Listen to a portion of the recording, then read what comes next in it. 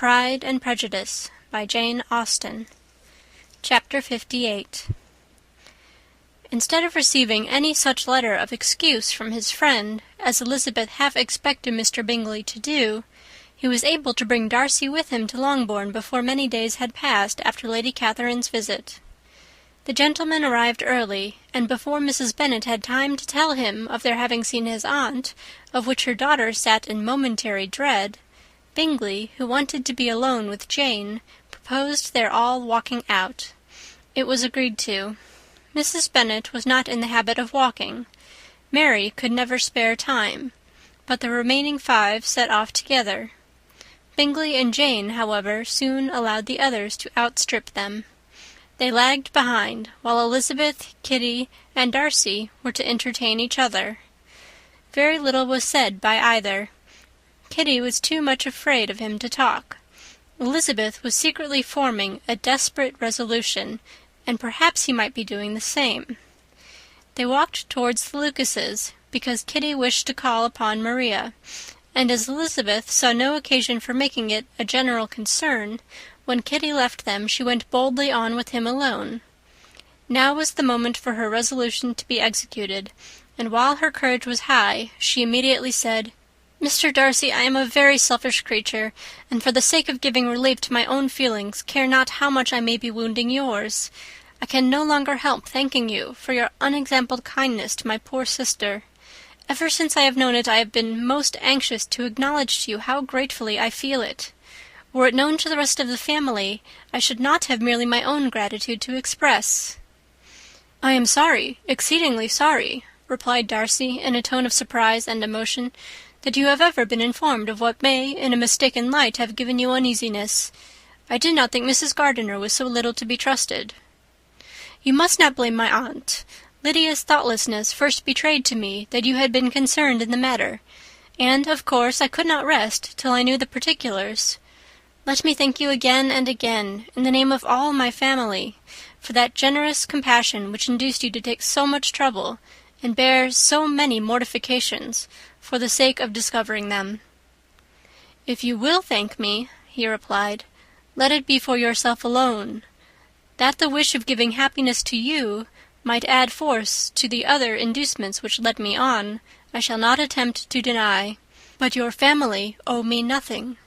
Much as I respect them, I believe I thought only of you." Elizabeth was too much embarrassed to say a word.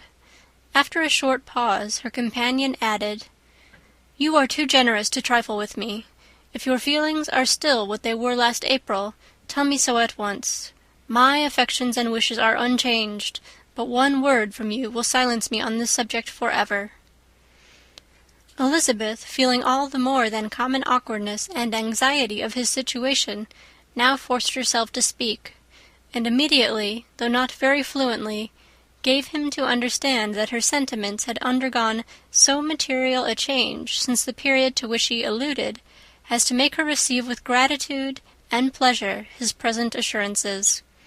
The happiness which this reply produced was such as he had probably never felt before, and he expressed himself on the occasion as sensibly and as warmly as a man violently in love can be supposed to do. Had Elizabeth been able to encounter his eye, she might have seen how well the expression of heartfelt delight diffused over his face became him. But, though she could not look, she could listen, and he told her of feelings which, in proving of what importance she was to him, made his affection every moment more valuable. They walked on, without knowing in what direction. There was too much to be thought and felt and said for attention to any other objects. She soon learnt that they were indebted for their present good understanding to the efforts of his aunt, who did call on him in her return through London, and there relate her journey to Longbourn, its motive, and the substance of her conversation with Elizabeth, dwelling emphatically on every expression of the latter which, in her ladyship's apprehension, peculiarly denoted her perverseness and assurance, in the belief that such a relation must assist her endeavours to obtain that promise from her nephew which she had refused to give. But unluckily for her ladyship, its effect had been exactly contrariwise. "It taught me to hope," said he, "as I had scarcely ever allowed myself to hope before. I knew enough of your disposition to be certain that, had you been absolutely, irrevocably decided against me, you would have acknowledged it to Lady Catherine, frankly and openly." Elizabeth coloured and laughed as she replied, "Yes, you know enough of my frankness to believe me capable of that. After abusing you so abominably to your face, I could have no scruple in abusing you to all your relations. What did you say of me that I did not deserve? For, though your accusations were ill-founded, formed on mistaken premises, my behaviour to you at the time had merited the severest reproof. It was unpardonable. I cannot think of it without abhorrence."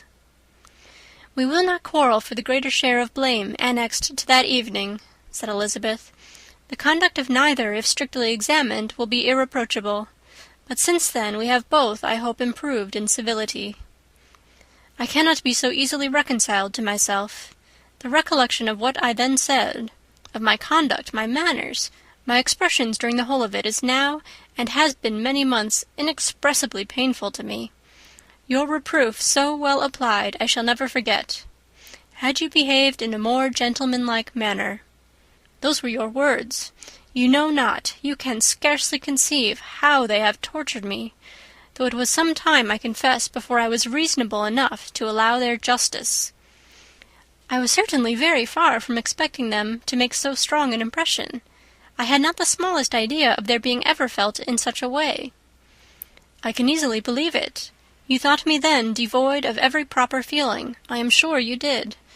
The turn of your countenance I shall never forget, as you said that I could not have addressed you in any possible way that would induce you to accept me." "Oh, do not repeat what I then said. These recollections will not do at all. I assure you that I have long been most heartily ashamed of it." Darcy mentioned his letter. "Did it?" said he. "Did it soon make you think better of me? Did you, on reading it, give any credit to its contents?" She explained what its effect on her had been, and how gradually all her former prejudices had been removed. "I knew," said he, "that what I wrote must give you pain, but it was necessary. I hope you have destroyed the letter. There was one part especially, the opening of it, which I should dread your having the power of reading again. I can remember some expressions which might justly make you hate me." "The letter shall certainly be burnt, if you believe it essential to the preservation of my regard. But, though we have both reason to think my opinions not entirely unalterable, they are not, I hope, quite so easily changed as that implies." "When I wrote that letter," replied Darcy, "I believed myself perfectly calm and cool, but I am since convinced that it was written in a dreadful bitterness of spirit." "The letter perhaps began in bitterness, but it did not end so. The adieu is charity itself. But think no more of the letter. The feelings of the person who wrote and the person who received it are now so widely different from what they were then, that every unpleasant circumstance attending it ought to be forgotten. You must learn some of my philosophy.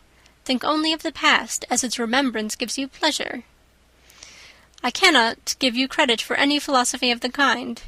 Your retrospections must be so totally void of reproach that the contentment arising from them is not of philosophy, but, what is much better, of innocence. But with me it is not so. Painful recollections will intrude, which cannot, which ought not, to be repelled. I have been a selfish being all my life, in practice, though not in principle. As a child I was taught what was right, but I was not taught to correct my temper. I was given good principles, but left to follow them in pride and conceit. Unfortunately, an only son, for many years an only child, I was spoilt by my parents, who, though good themselves, my father particularly all that was benevolent and amiable, allowed, encouraged, almost taught me to be selfish and overbearing, to care for none beyond my own family circle, to think meanly of all the rest of the world, to wish at least to think meanly of their sense and worth compared with my own. Such I was from 8 to 28, and such I might still have been, but for you, dearest, loveliest Elizabeth. What do I not owe you? You taught me a lesson, hard indeed at first, but most advantageous. By you I was properly humbled. I came to you without a doubt of my reception. You showed me how insufficient were all my pretensions to please a woman worthy of being pleased." "Had you then persuaded yourself that I should?" "Indeed I had. What will you think of my vanity? I believed you to be wishing, expecting my addresses. My manners must have been in fault, but not intentionally, I assure you. I never meant to deceive you, but my spirits might often lead me wrong. How you must have hated me after that evening!" "Hate you? I was angry perhaps at first, but my anger soon began to take a proper direction." "I am almost afraid of asking what you thought of me when we met at Pemberley. You blamed me for coming?" "No, indeed. I felt nothing but surprise." "Your surprise could not be greater than mine in being noticed by you.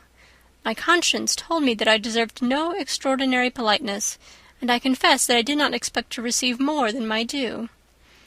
"My object then," replied Darcy, "was to show you, by every civility in my power, that I was not so mean as to resent the past, and I hoped to obtain your forgiveness, to lessen your ill opinion by letting you see that your reproofs had been attended to.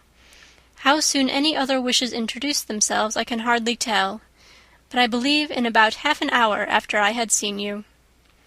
He then told her of Georgiana's delight in her acquaintance, and of her disappointment at its sudden interruption, which naturally leading to the cause of that interruption, she soon learnt that his resolution of following her from Derbyshire in quest of her sister had been formed before he quitted the inn, and that his gravity and thoughtfulness there had arisen from no other struggles than what such a purpose must comprehend. She expressed her gratitude again, but it was too painful a subject to each to be dwelt on farther. After walking several miles in a leisurely manner, and too busy to know anything about it, they found at last, on examining their watches, that it was time to be at home. What would become of Mr. Bingley and Jane? Was a wonder which introduced the discussion of their affairs. Darcy was delighted with their engagement. His friend had given him the earliest information of it. "I must ask whether you were surprised?" said Elizabeth. "Not at all. When I went away I felt that it would soon happen." "That is to say, you had given your permission. I guessed as much." And though he exclaimed at the term, she found that it had been pretty much the case. "On the evening before my going to London," said he, "I made a confession to him, which I believe I ought to have made long ago. I told him of all that had occurred to make my former interference in his affairs absurd and impertinent. His surprise was great. He had never had the slightest suspicion. I told him, moreover, that I believed myself mistaken in supposing, as I had done, that your sister was indifferent to him, and as I could easily perceive that his attachment to her was unabated, I felt no doubt of their happiness together." Elizabeth could not help smiling at his easy manner of directing his friend. "Did you speak from your own observation," said she, "when you told him that my sister loved him, or merely from my information last spring?" "From the former.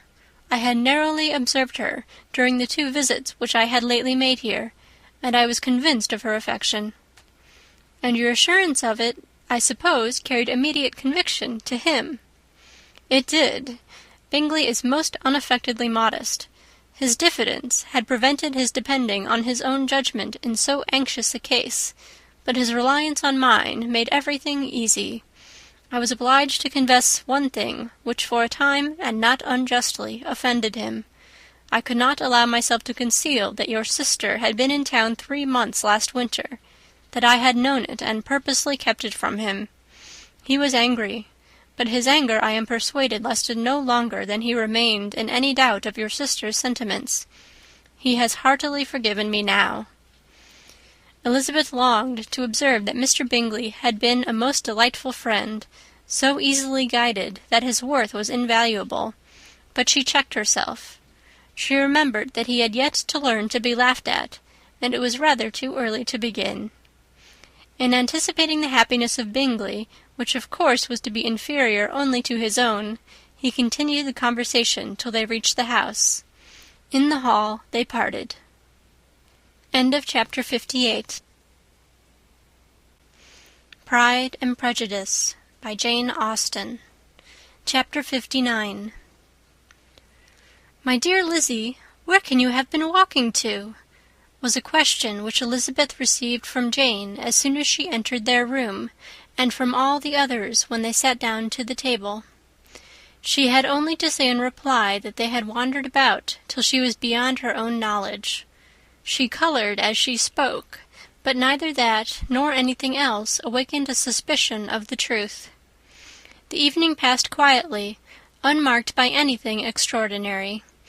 The acknowledged lovers talked and laughed. The unacknowledged were silent.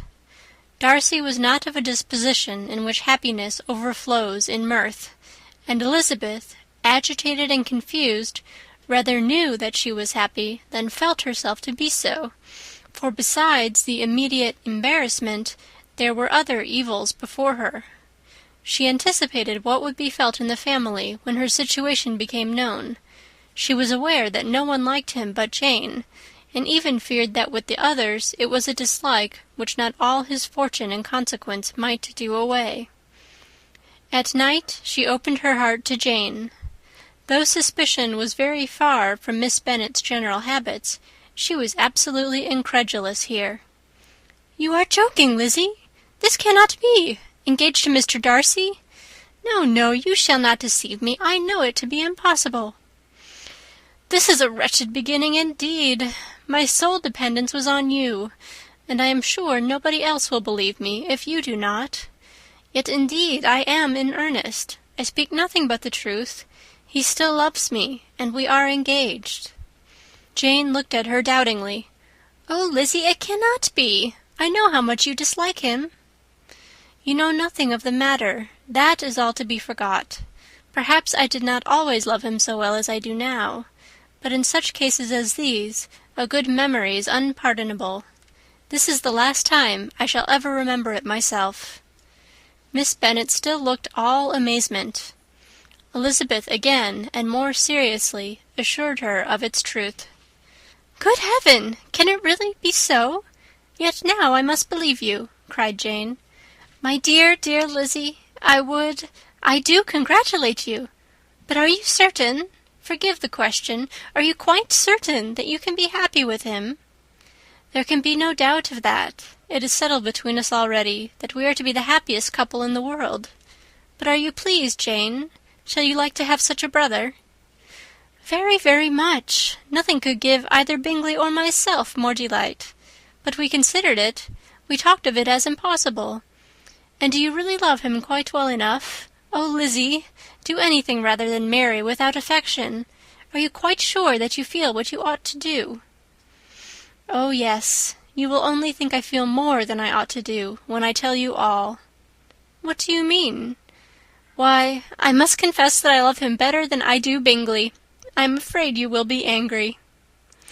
"My dearest sister, now be serious. I want to talk very seriously. Let me know everything that I am to know without delay. Will you tell me how long you have loved him?" "It has been coming on so gradually that I hardly know when it began. But I believe I must date it from my first seeing his beautiful grounds at Pemberley." Another entreaty that she would be serious, however, produced the desired effect, and she soon satisfied Jane by her solemn assurances of attachment.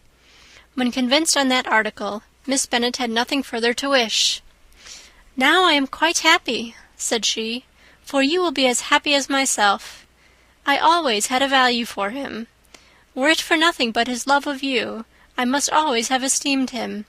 But now, as Bingley's friend and your husband, there can be only Bingley and yourself more dear to me. But, Lizzie, you have been very sly, very reserved with me. How little did you tell me of what passed at Pemberley and Lambton! I owe all that I know of it to another, not to you." Elizabeth told her the motives of her secrecy. She had been unwilling to mention Bingley, and the unsettled state of her own feelings had made her equally avoid the name of his friend. But now she would no longer conceal from her his share in Lydia's marriage. All was acknowledged, and half the night spent in conversation. "Good gracious!" cried Mrs. Bennet, as she stood at a window the next morning. "If that disagreeable Mr. Darcy is not coming here again with our dear Bingley! What can he mean by being so tiresome as to be always coming here? I had no notion but he would go a-shooting or something or other, and not disturb us with his company. What shall we do with him? Lizzie, you must walk out with him again, that he may not be in Bingley's way." Elizabeth could hardly help laughing at so convenient a proposal, yet was really vexed that her mother should be always giving him such an epithet. As soon as they entered, Bingley looked at her so expressively and shook hands with such warmth as left no doubt of his good information, and he soon afterwards said aloud, "Mrs. Bennet, have you no more lanes hereabouts in which Lizzie may lose her way again to-day?" "I advise Mr. Darcy and Lizzie and Kitty," said Mrs. Bennet, "to walk to Oakham Mount this morning. It is a nice long walk, and Mr. Darcy has never seen the view." "It may do very well for the others," replied Bingley, "but I am sure it will be too much for Kitty. Won't it, Kitty?"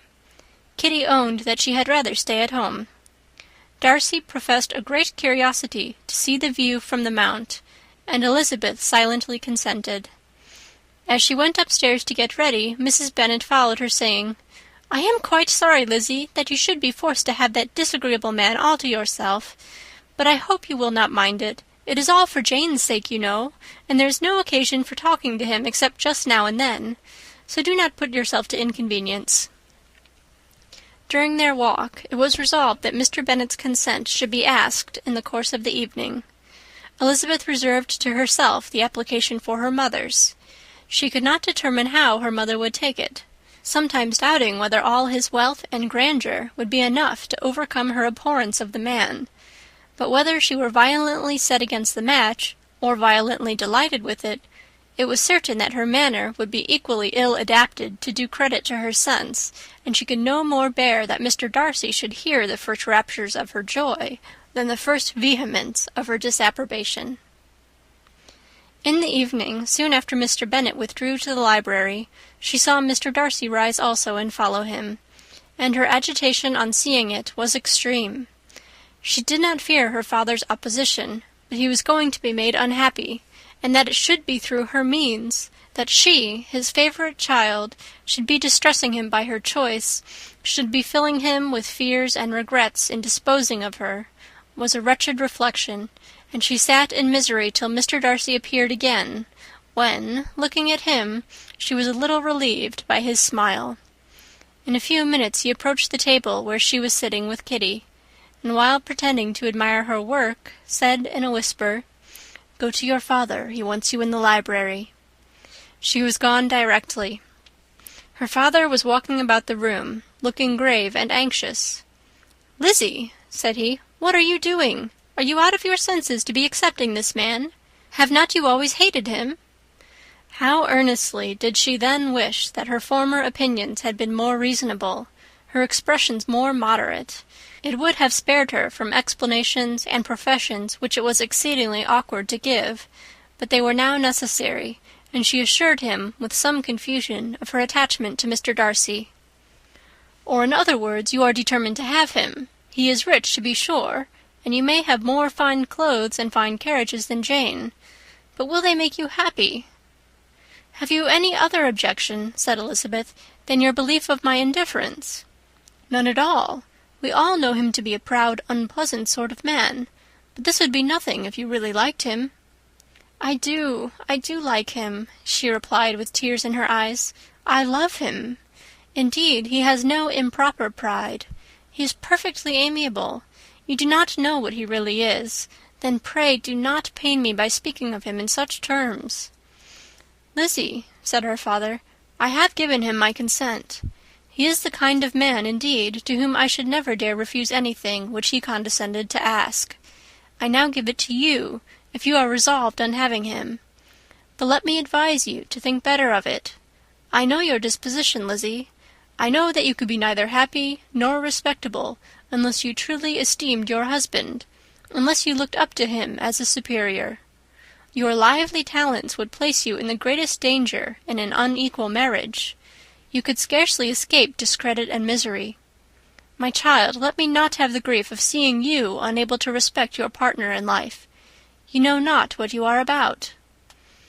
Elizabeth, still more affected, was earnest and solemn in her reply, and at length, by repeated assurances that Mr. Darcy was really the object of her choice, by explaining the gradual change which her estimation of him had undergone, relating her absolute certainty that his affection was not the work of a day, but had stood the test of many months' suspense, and enumerating with energy all his good qualities, she did conquer her father's incredulity, and reconcile him to the match. "Well, my dear," said he, when she ceased speaking, "I have no more to say. If this be the case, he deserves you. I could not have parted with you, my Lizzie, to any one less worthy." To complete the favourable impression, she then told him what Mr. Darcy had voluntarily done for Lydia. He heard her with astonishment. "This is an evening of wonders indeed. And so Darcy did everything, made up the match, gave the money, paid the fellow's debts, and got him his commission. So much the better. It will save me a world of trouble and economy. Had it been your uncle's doing, I must and would have paid him. But these violent young lovers carry everything their own way. I shall offer to pay him to-morrow. He will rant and storm about his love for you, and there will be an end of the matter." He then recollected her embarrassment a few days before on his reading Mr. Collins's letter, and after laughing at her some time, allowed her at last to go, saying as she quitted the room, "If any young men come for Mary or Kitty, send them in, for I am quite at leisure." Elizabeth's mind was now relieved from a very heavy weight, and after half an hour's quiet reflection in her own room, she was able to join the others with tolerable composure. Everything was too recent for gaiety, but the evening passed tranquilly away. There was no longer anything material to be dreaded, and the comfort of ease and familiarity would come in time. When her mother went up to her dressing-room at night, she followed her, and made the important communication.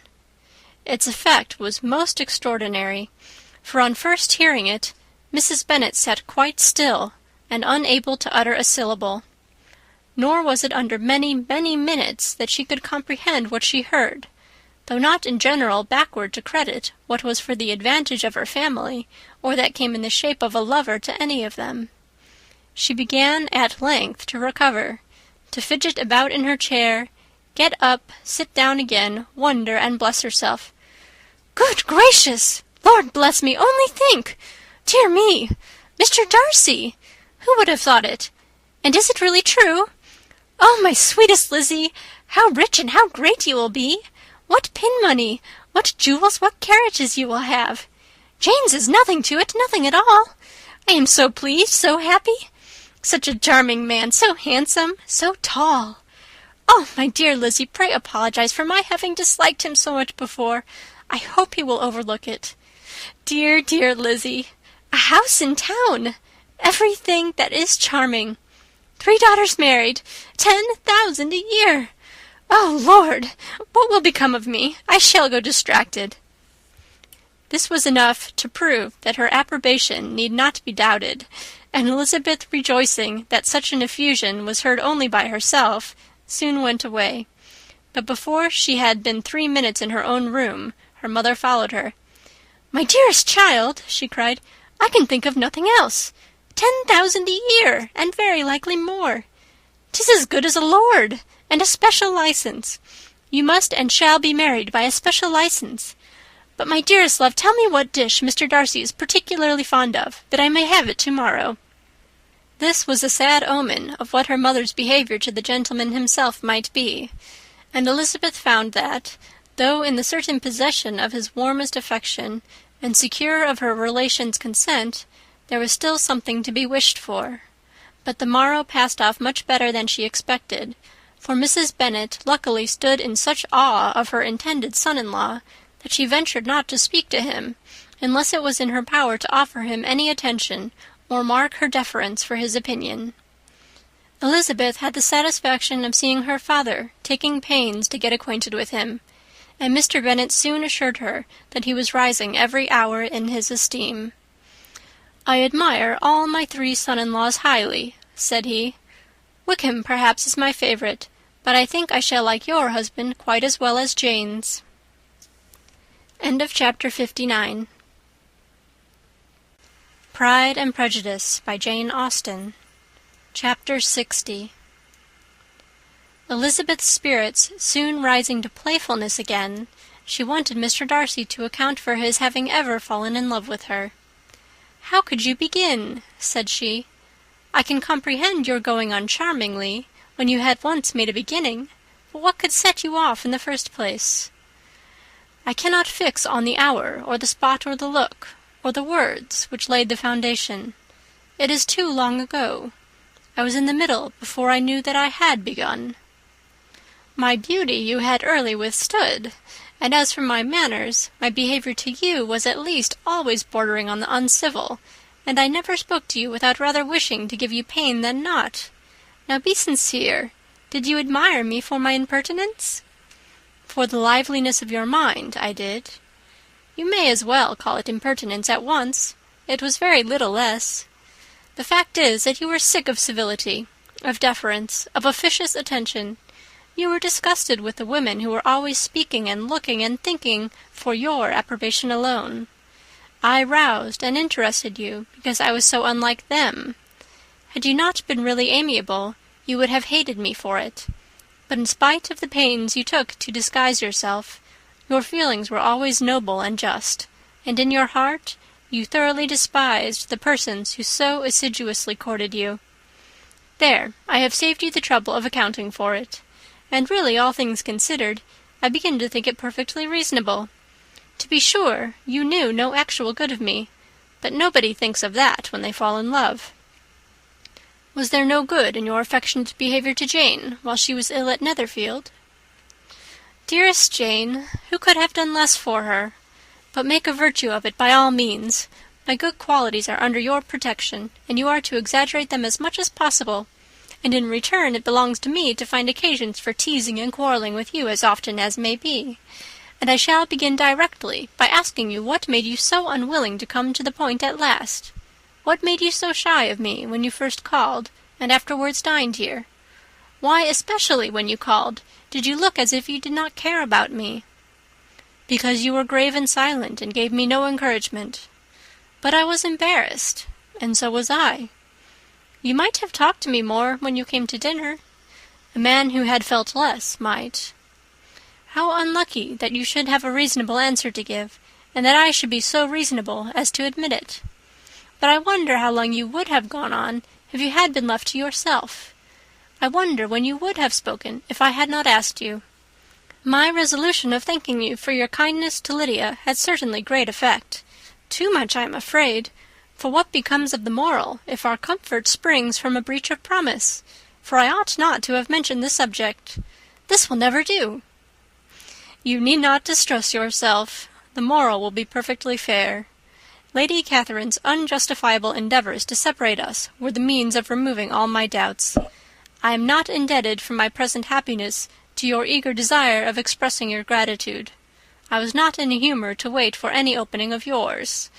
My aunt's intelligence had given me hope, and I was determined at once to know everything." "Lady Catherine has been of infinite use, which ought to make her happy, for she loves to be of use. But tell me, what did you come down to Netherfield for? Was it merely to ride to Longbourn and be embarrassed, or had you intended any more serious consequence?" "My real purpose was to see you, and to judge, if I could, whether I might ever hope to make you love me. My avowed one, or what I avowed to myself, was to see whether your sister were still partial to Bingley, and if she were, to make the confession to him which I have since made." "Shall you ever have courage to announce to Lady Catherine what is to befall her?" "I am more likely to want more time than courage, Elizabeth. But it ought to be done, and if you will give me a sheet of paper, it shall be done directly." "And if I had not a letter to write myself, I might sit by you and admire the evenness of your writing, as another young lady once did. But I have an aunt, too, who must not be longer neglected." From an unwillingness to confess how much her intimacy with Mr. Darcy had been overrated, Elizabeth had never yet answered Mrs. Gardiner's long letter. But now, having that to communicate which she knew would be most welcome, she was almost ashamed to find that her uncle and aunt had already lost 3 days of happiness, and immediately wrote as follows: "I would have thanked you before, my dear aunt, as I ought to have done, for your long, kind, satisfactory detail of particulars, But to say the truth, I was too cross to write. You supposed more than really existed. But now, suppose as much as you choose. Give a loose rein to your fancy. Indulge your imagination in every possible flight which the subject will afford. And unless you believe me actually married, you cannot greatly err. You must write again very soon, and praise him a great deal more than you did in your last. I thank you, again and again, for not going to the lakes. How could I be so silly as to wish it? Your idea of the ponies is delightful. We will go round the park every day. I am the happiest creature in the world. Perhaps other people have said so before, but not one with such justice. I'm happier even than Jane. She only smiles. I laugh. Mr. Darcy sends you all the love in the world that he can spare from me. You are all to come to Pemberley at Christmas. Yours, etc. Mr. Darcy's letter to Lady Catherine was in a different style, and still different from either was what Mr. Bennet sent to Mr. Collins in reply to his last. Dear Sir, I must trouble you once more for congratulations. Elizabeth will soon be the wife of Mr. Darcy. Console Lady Catherine as well as you can, but if I were you, I would stand by the nephew. He has more to give. Yours sincerely, etc. Miss Bingley's congratulations to her brother on his approaching marriage were all that was affectionate and insincere. She wrote even to Jane on the occasion to express her delight and repeat all her former professions of regard. Jane was not deceived, but she was affected, and though feeling no reliance on her, could not help writing her a much kinder answer than she knew she deserved. The joy which Miss Darcy expressed on receiving similar information was as sincere as her brother's in sending it. 4 sides of paper were insufficient to contain all her delight, and her earnest desire of being loved by her sister. Before any answer could arrive from Mr. Collins, or any congratulations to Elizabeth from his wife, the Longbourn family heard that the Collinses were coming themselves to Lucas Lodge. The reason of this sudden removal was soon evident. Lady Catherine had been rendered so exceedingly angry by the contents of her nephew's letter that Charlotte, really rejoicing in the match, was anxious to get away till the storm was blown over. At such a moment the arrival of her friend was a sincere pleasure to Elizabeth, though in the course of their meetings she must sometimes think the pleasure dearly bought, when she saw Mr. Darcy exposed to all the parading and obsequious civility of her husband. He bore it, however, with admirable calmness. He could even listen to Sir William Lucas when he complimented him on carrying away the brightest jewel of the country, and expressed his hopes of their all meeting frequently at St. James's with very decent composure. If he did shrug his shoulders, it was not till Sir William was out of sight. Mrs. Phillips's vulgarity was another, and perhaps a greater, tax on his forbearance, and though Mrs. Phillips, as well as her sister, stood in too much awe of him to speak with the familiarity which Bingley's good humour encouraged, yet whenever she did speak she must be vulgar. Nor was her respect for him, though it made her more quiet, at all likely to make her more elegant.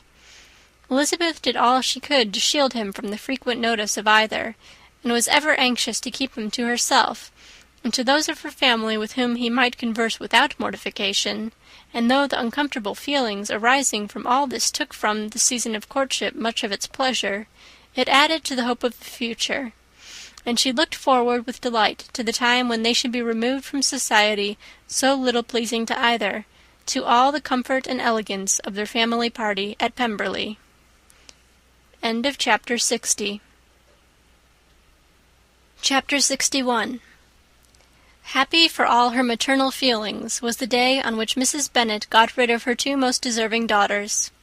With what delighted pride she afterwards visited Mrs. Bingley, and talked of Mrs. Darcy, may be guessed. I wish I could say, for the sake of her family, that the accomplishment of her earnest desire and the establishment of so many of her children produced so happy an effect as to make her a sensible, amiable, well-informed woman for the rest of her life, though perhaps it was lucky for her husband, who might not have relished domestic felicity in so unusual a form, that she still was occasionally nervous and invariably silly. Mr. Bennet missed his second daughter exceedingly. His affection for her drew him oftener from home than anything else could do. He delighted in going to Pemberley, especially when he was least expected. Mr. Bingley and Jane remained at Netherfield only a 12-month. So near a vicinity to her mother and Meryton relations was not desirable even to his easy temper or her affectionate heart. The darling wish of his sisters was then gratified. He bought an estate in a neighbouring county to Derbyshire, and Jane and Elizabeth, in addition to every other source of happiness, were within 30 miles of each other. Kitty, to her very material advantage, spent the chief of her time with her 2 elder sisters. In society so superior to what she had generally known, her improvement was great. She was not of so ungovernable a temper as Lydia, and removed from the influence of Lydia's example, she became, by proper attention and management, less irritable, less ignorant, and less insipid. From the further disadvantage of Lydia's society, she was of course carefully kept, and though Mrs. Wickham frequently invited her to come and stay with her, with the promise of balls and young men, her father would never consent to her going. Mary was the only daughter who remained at home, and she was necessarily drawn from the pursuit of accomplishments by Mrs. Bennet's being quite unable to sit alone. Mary was obliged to mix more with the world, but she could still moralize over every morning visit, and as she was no longer mortified by comparisons between her sister's beauty and her own, it was suspected by her father that she submitted to the change without much reluctance. As for Wickham and Lydia, their characters suffered no revolution from the marriage of her sisters. He bore with philosophy the conviction that Elizabeth must now become acquainted with whatever of his ingratitude and falsehood had before been unknown to her, and in spite of everything was not wholly without hope that Darcy might yet be prevailed on to make his fortune. The congratulatory letter which Elizabeth received from Lydia on her marriage explained to her that, by his wife at least, if not by himself, such a hope was cherished. The letter was to this effect: "My dear Lizzie, I wish you joy. If you love Mr. Darcy half as well as I do my dear Wickham, you must be very happy. It is a great comfort to have you so rich, and when you have nothing else to do, I hope you will think of us. I am sure Wickham would like a place at court very much, and I do not think we shall have quite money enough to live upon without some help. Any place would do, of about 300 or 400 a year. But, however, do not speak to Mr. Darcy about it, if you had rather not. Yours, etc." As it happened that Elizabeth had much rather not, she endeavoured in her answer to put an end to every entreaty and expectation of the kind. Such relief, however, as it was in her power to afford, by the practice of what might be called economy in her own private expenses, she frequently sent them. It had always been evident to her that such an income as theirs, under the direction of 2 persons so extravagant in their wants and heedless of the future, must be very insufficient to their support, and whenever they changed their quarters, either Jane or herself were sure of being applied to for some little assistance towards discharging their bills. Their manner of living, even when the restoration of peace dismissed them to a home, was unsettled in the extreme. They were always moving from place to place in quest of a cheap situation, and always spending more than they ought. His affection for her soon sunk into indifference. Hers lasted a little longer, and in spite of her youth and her manners, she retained all the claims of reputation which her marriage had given her. Though Darcy could never receive him at Pemberley, yet for Elizabeth's sake he assisted him further in his profession. Lydia was occasionally a visitor there, when her husband was gone to enjoy himself in London or Bath, and with the Bingleys they both of them frequently stayed so long that even Bingley's good humour was overcome, and he proceeded so far as to talk of giving them a hint to be gone. Miss Bingley was very deeply mortified by Darcy's marriage, but as she thought it advisable to retain the right of visiting at Pemberley, she dropped all her resentment, was fonder than ever of Georgiana, almost as attentive to Darcy as heretofore, and paid off every arrear of civility to Elizabeth. Pemberley was now Georgiana's home, and the attachment of the sisters was exactly what Darcy had hoped to see. They were able to love each other even as well as they intended. Georgiana had the highest opinion in the world of Elizabeth, though at first she often listened with an astonishment bordering on alarm at her lively, sportive manner of talking to her brother. He, who had always inspired in herself a respect which almost overcame her affection, she now saw the object of open pleasantry. Her mind received knowledge which had never before fallen in her way. By Elizabeth's instructions, she began to comprehend that a woman may take liberties with her husband which a brother will not always allow in a sister more than 10 years younger than himself. Lady Catherine was extremely indignant on the marriage of her nephew, and as she gave way to all the genuine frankness of her character in her reply to the letter which announced its arrangement, she sent him language so very abusive, especially of Elizabeth, that for some time all intercourse was at an end. But at length, by Elizabeth's persuasion, he was prevailed on to overlook the offence and seek a reconciliation, and, after a little further resistance on the part of his aunt, her resentment gave way, either to her affection for him, or her curiosity to see how his wife conducted herself, and she condescended to wait on them at Pemberley, in spite of that pollution which its woods had received, not merely from the presence of such a mistress, but the visits of her uncle and aunt from the city. With the Gardiners they were always on the most intimate terms. Darcy, as well as Elizabeth, really loved them, and they were both ever sensible of the warmest gratitude towards the persons who, by bringing her into Derbyshire, had been the means of uniting them. End of chapter 61, and end of Pride and Prejudice by Jane Austen.